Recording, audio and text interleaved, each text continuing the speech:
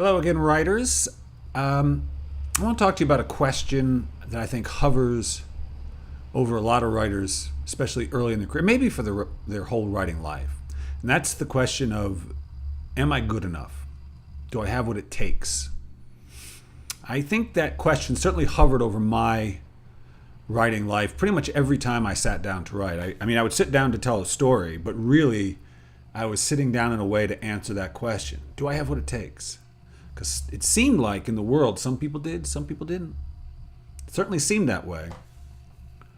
But it's a debilitating question because it's almost impossible to answer. Well, it is impossible to answer. How do you answer it? Because you got an acceptance letter? Because you like that sentence? Because it came easily today? How do you know? How do you know you have what it takes? As it happens, about the time I was really wrestling with this, my son was diagnosed on the autism spectrum. And there's a temptation when a kid is behaving in a way that is different than a lot of other kids to try to fix him. Fix him, so that he can succeed in life, whatever that means for him.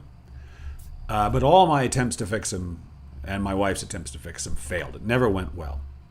And then one day I heard in my mind the words that no one is broken. No one. And I didn't have to fix him because there was nothing to fix because a person can't be broken. I did have to teach him. I did have to love him. But I didn't have to fix him because there's nothing to be fixed. And it wasn't long after I had that epiphany that he wasn't broken. I wasn't broken. My dad wasn't broken. No one was broken. No one was broken. It wasn't long after I had that epiphany that I sat down to write and I thought, what if everyone has what it takes? What if everyone has what it takes? If that's true, I don't need to answer that stupid, useless question.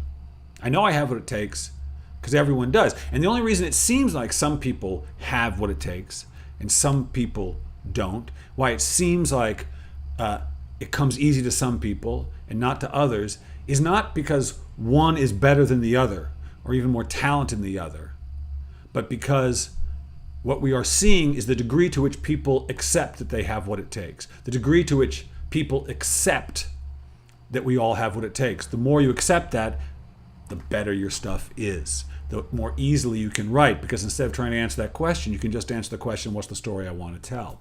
In this way, this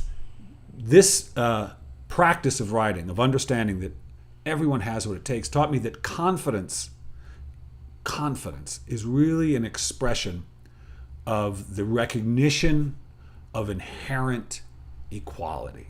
No one's broken. Everyone has what it takes. And every time I'd go into myself to that sort of place that knows everyone is inherently equal, that's the stuff I write that I wanted to share. Strangely, then people would say, hey, that's great. And I'd say, yeah, I know. Because it came from a place that says, we're all the same stuff. It's the truth. No one is broken. Everybody has what it takes, especially you. See you tomorrow.